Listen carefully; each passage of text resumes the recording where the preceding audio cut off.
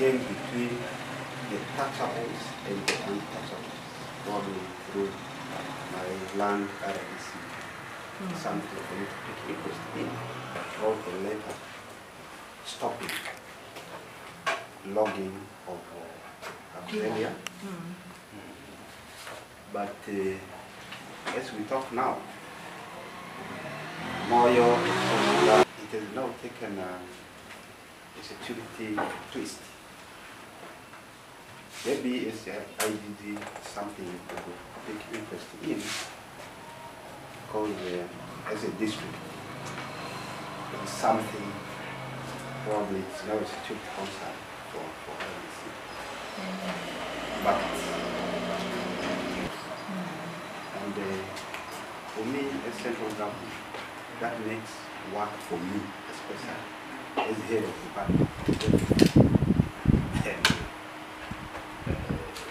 you are blessed, you are highly protected. Apart from RDC, nobody protects me. But also the climatic change effect does not follow boundaries. What is not good for South Sudan is not good for us here. So we are saying, since we are all belonging to East African community, why do we allow tree species that are not wanted for, that are endangered, that our ministers stopped? We allow our borders, the customs, to clear, although they are seen as goods in transit.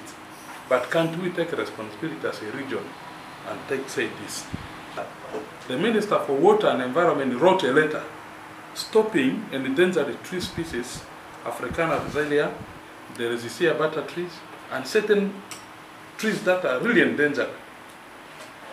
Nobody should cut any of this. But we had some fights here before my RDC came. Even if there were letters written on before he came here, before the DISO came here, there were letters written by RDC office of the president on a headed paper, clearing transportation of this thing. When I took this matter up, I thought it was the RDC. I realized even the RDC was a small agent, a smaller one. The matter is bigger.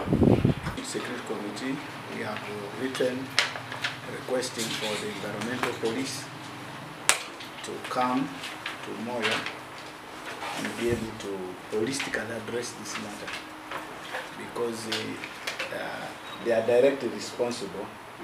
So last month we wrote our last security meeting, we discussed that matter, and we have recommended that the environmental police comes and will be able to address that matter. But I want to assure my staff here that we are here to protect you.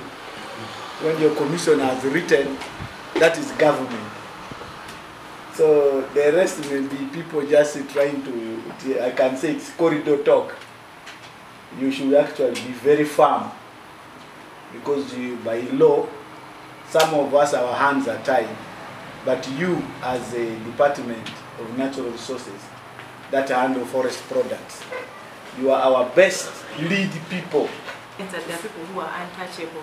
Because when we talk about the law should not discriminate. The rule of law should apply equally to everybody else. The RDC said that the environmental police will address the matter.